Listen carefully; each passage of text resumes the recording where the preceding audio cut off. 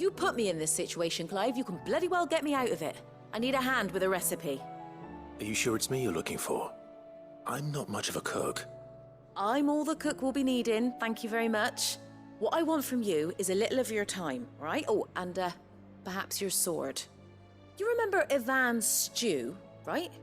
Well, despite the look of the thing, and that awful stench, people wolf it down. So I thought I'd try making one of these supposed masterpieces myself. Had a peek at the book and gave it a go, but, well... It wasn't as straightforward as you'd hoped. Ivan had the same problem. Yeah, but this is my blooming kitchen, and I will not be outdone. So if you don't want to be seen as playing favourites, I suggest you lend me a hand.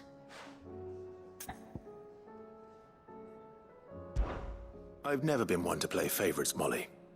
And I would be only too happy to lend you a hand. So, what's on the menu this time?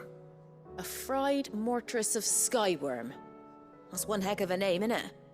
Recipe seemed easy enough to an old hand like myself. Thought I'd followed it to a T.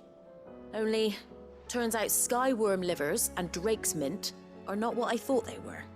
At least I hope they're not, given the rancid mess they made.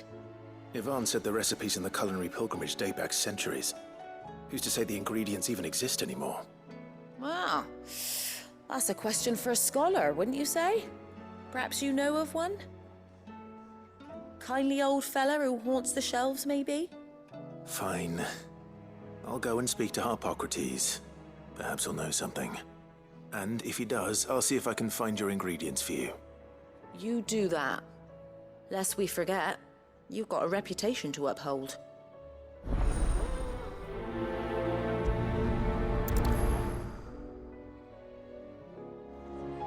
I thought I had it all worked out, but I'm buggered if I know where to find skyworm livers and drake's mint. Best hope everyone's favourite know-it-all can help us, eh?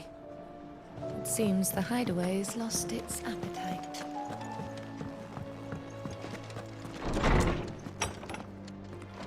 Is a storm coming, Sid? Will there be thunder? Sid, did you know that chocobos are far more resilient to the effects of ether than most other beasts? Some say that's one of the reasons they were tamed for use as mounts and sumpters, so that an ether flood wouldn't mean instant death for their riders or drivers. Me, I reckon they built it up over generations. Too many foolish traders driving their birds into floods, and only the toughest surviving. Lawsman Hippocrates. I've come to pick your brain if you don't mind. It's about the book you lent Ivan. Ah, Valisthea, A Culinary Pilgrimage, a classic. One of my favorites, in fact. The young man did a wonderful job with the Chance's stew. I do hope we shall be able to sample more such marvels in due course. That's actually why I'm here. I don't suppose you know where I might find skyworm livers and drake's mint. Ah, so the fabled Sandbrequois delicacy is next on the menu. Delightful. The descriptions of fried mortress never fail to make my mouth water. Now, skyworm is a somewhat antiquated name for the wyvern, their ground livers being the paste from which the mortress is made. Dragon livers. How very Sandbrequois. One would have thought the disciples of Bahamut would have a touch more reverence for their icon's brethren, but apparently not. I believe the specific dragon the recipe demands is the blueback wyvern, said to be the very color of the sea beside which it resides. So we know where to look for our liver. But what about the drake's mint? Saint's bonnet in contemporary parlance, a herb which grows along the North Reach coast. I gather that one can locate the cheerful yellow flowers by their heady scent alone, so I'm sure you'll have no trouble finding them. I may add that people once believed game was best served with the flora that sustained it in life, in which regard fried mortress of skyworm is undoubtedly a typical dish of the time. Meaning that if I find one, I find the other. To Northreach, then. Best of luck, Clive. And do save me a bite once the dish is complete.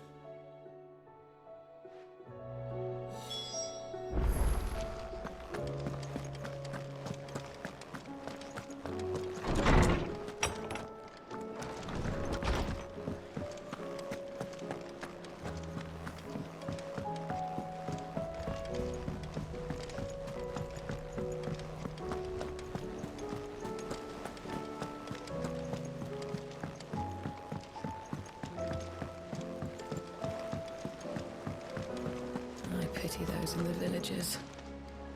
How are you doing? Here you go.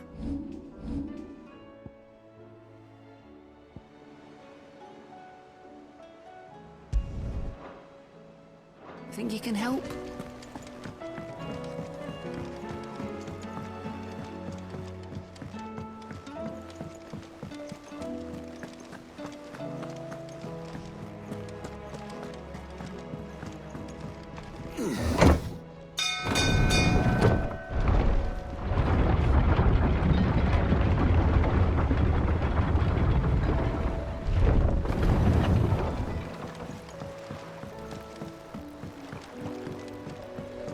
I'd say we were in for a storm.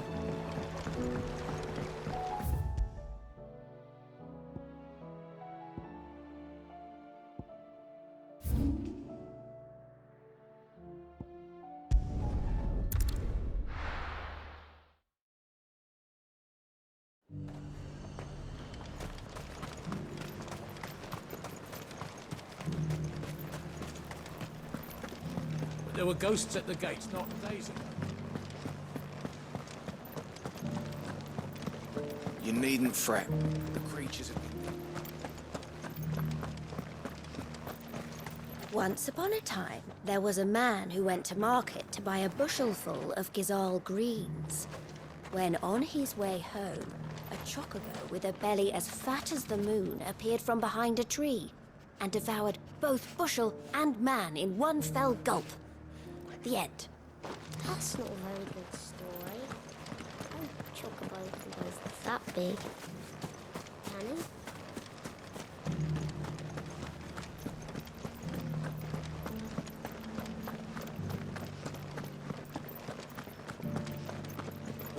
To the meadows, then. That's what the captain said.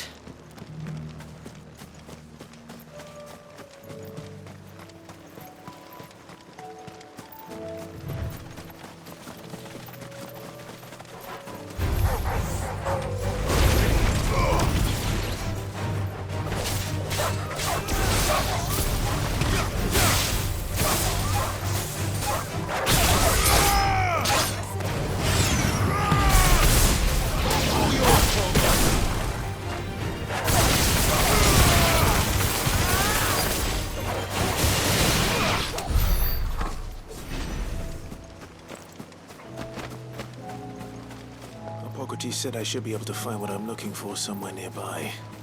Bright blue dragons and bright yellow flowers. Should be easy enough to spot.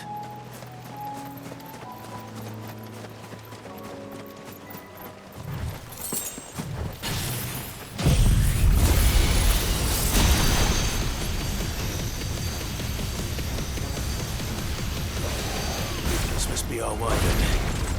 All right. Let's get this over with.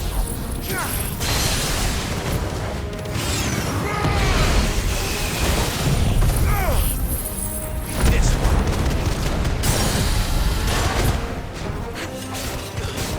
Over here!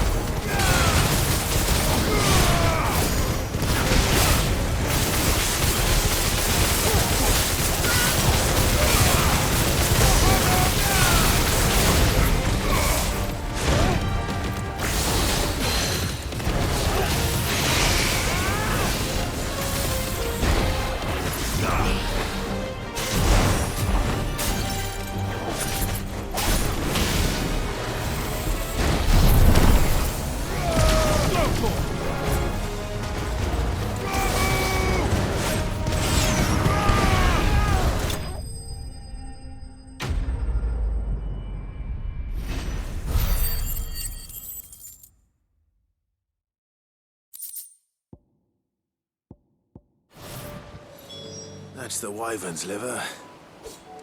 Now I just need to find the herbs. Bright yellow with a heady scent.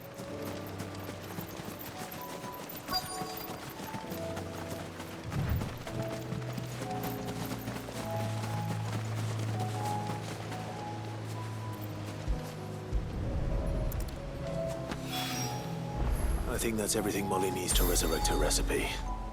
Better head back.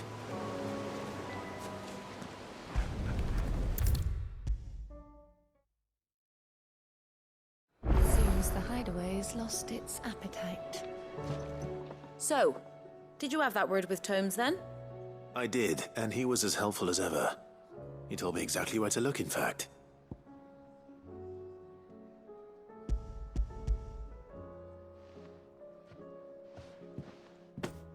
And what precisely will I be cooking up? Or is it better not to know? Blueback wyvern liver. And, a herb known as Saint's Bonnet. Ah, wyvern livers, was it? Well, at least it weren't actual worms, I suppose. Now then, you stay right where you are. I've got some cooking to do. Let's hope these grand old chefs of yore knew what they were on about.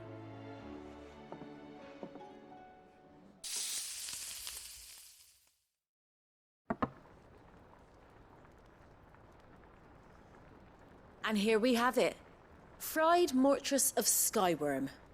Ivan's offered to make sure it's fit for consumption. Well, I say offered. He as good as begged. And rightly so. Is there any higher honor than partaking in a slice of culinary history?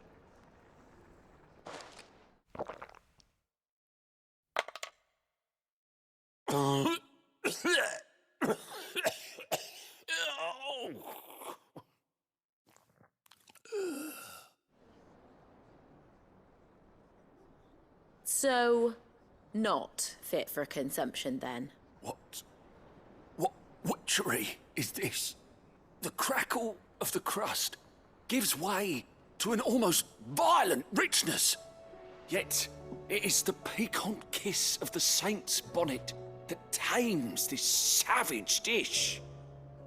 It is a tour de force, a force of nature even, a maelstrom of flavour and sensation, a graceful beast emerging from centuries of slumber.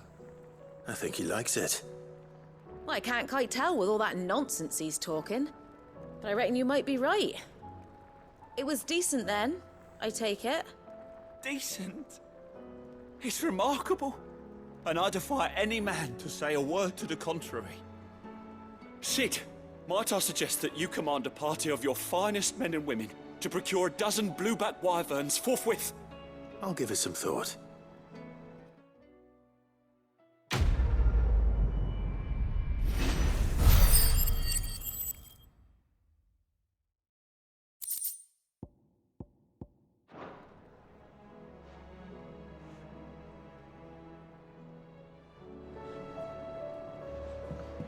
That book may be a veritable treasure trove, but the recipes are hardly what I'd call honest fare.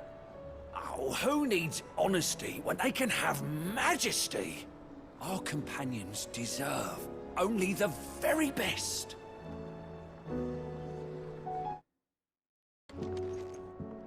Sid, perhaps you can help me solve a mystery. I can certainly try. Who's gone missing this time? It's not who, but what. Mid's scales, the ones she made for her workshop. I borrowed them to teach the little ones about weight, and shortly after the lesson, well, they vanished. My first thought was that they'd taken them off somewhere to play, but when I asked, they swore they had nothing to do with their having disappeared. Which almost certainly means they had everything to do with it. Perhaps a visit from Sid will jog their memories. I think it just might. Thank you. I don't like to imagine that my pupils would lie to me. But if they have, I'll have no choice but to discipline them accordingly. They were in the atrium when I last saw them, as always.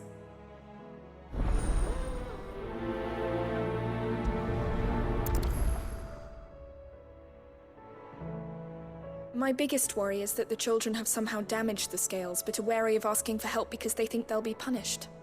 And if I find out that's the case, I swear I'll take the switch to every last one of them.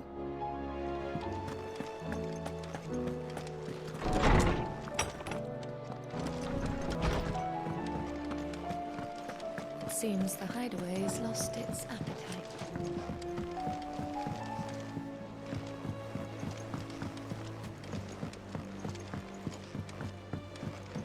Did you see that? Tell me you saw that.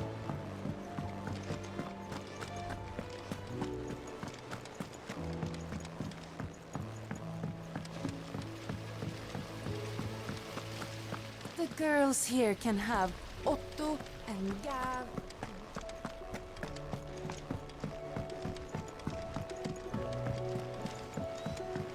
What do you reckon we should do? I say we should just tell Miss Shirley. You'll get us all straight. I'm telling you, I can fix them.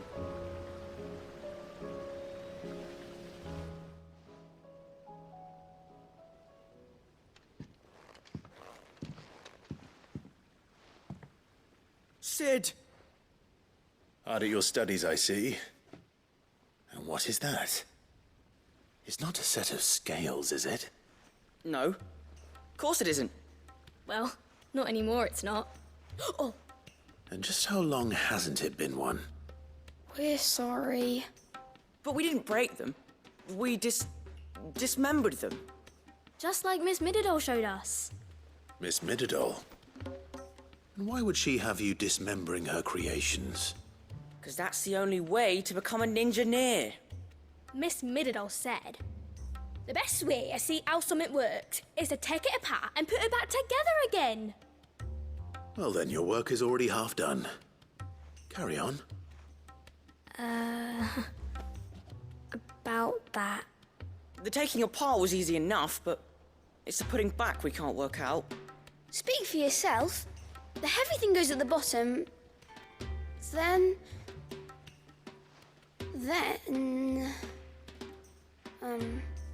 You three need to learn to take responsibility for your actions. So let's have a look at these parts with fresh eyes, shall we?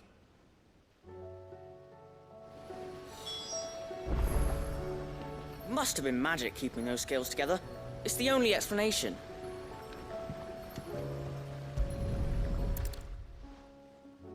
All right. Everything here was once part of Miss Middledor's scales. Every piece has its own role to play, and each is just as important as the others. If even one of them is missing, the scales won't work. So let's think about what those roles might be. You already know one of the pieces. The body. Its role is to support everything else. But what of the others?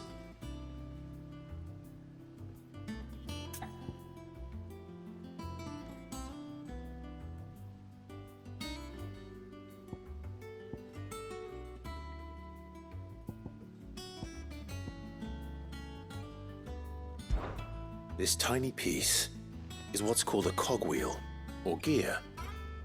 Have you ever seen one before? I have. Miss Middledore's dungeon is full of them. Most are on the floor. she puts them in all her inventions. They spin round and round and round and round and... That's right. They're very useful when you want to make things move. Do you remember if there was anything on the scales that moved? I remember the arm moved when I tried weighing an apple. And then somebody ate it. Not my fault. You shouldn't have tried weighing it before lunch. We know what part's supposed to move and how it's supposed to move. So, let's put the pieces together first, see what doesn't move, and then stick the cogwheel to that. Not a bad idea. You see? It's not so difficult.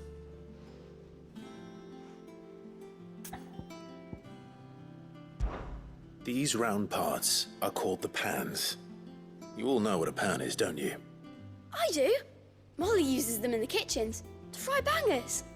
But these aren't for frying bangers, you idiot. They're for weighing stuff. But what if I wanted to weigh Goots? I don't think he'd fit on that little thing. Probably not. What are the chains for? Holding the pans up? Well spotted. Which means something must hold the chains up in turn.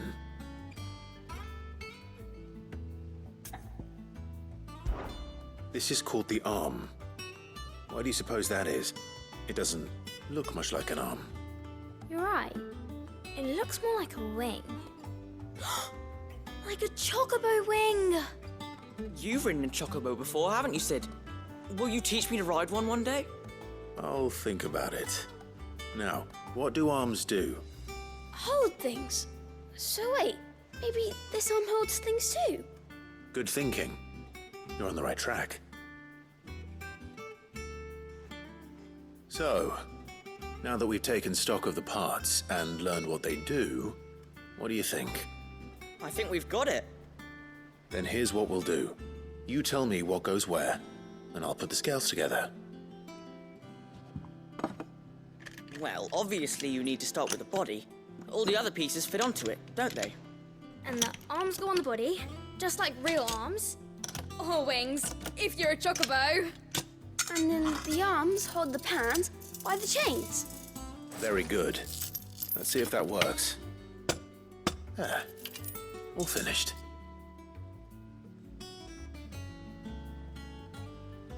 Yes! We did it! Well, with Sid's help. Oh, I just put the pieces together. It was you three engineers who showed me how. That's right. We're Miss Mididol's hairs. Her hairs? Yeah, hairs for the future. She's showing us her secrets now, so we can help out the Hideaway when we're older. What do you think, Sid? Are we almost ready? With a little more help from Miss Mididol and Miss Shirley, I'd say it won't be long at all. You hear that? It won't be long. Until then, though, do try to be honest with Miss Shirley.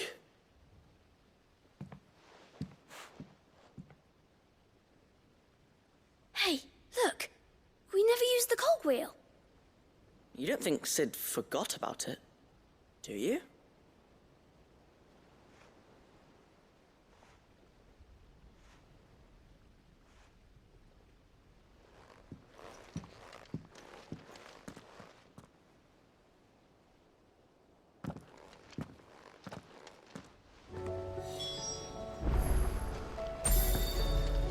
Didn't happen to forget anything, did you, Sid?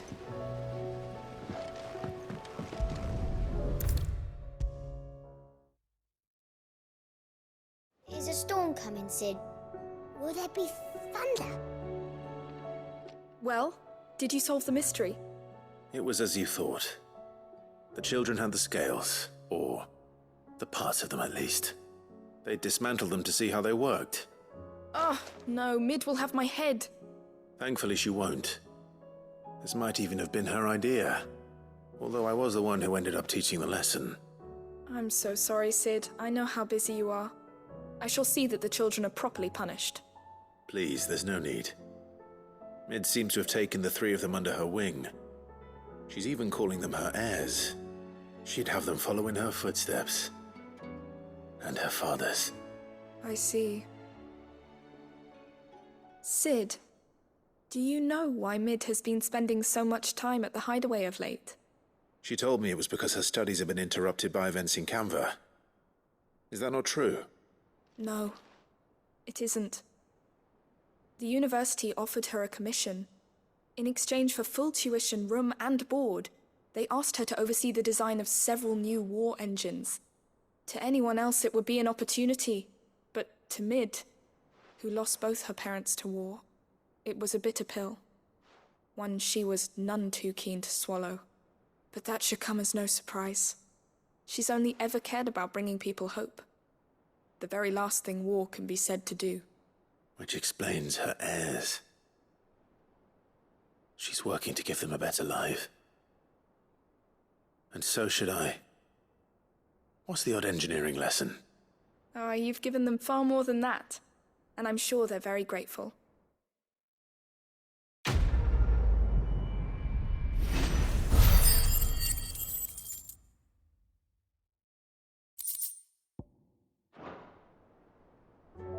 If Mid is teaching my pupils her secrets, I suppose I should brush up on some of them myself.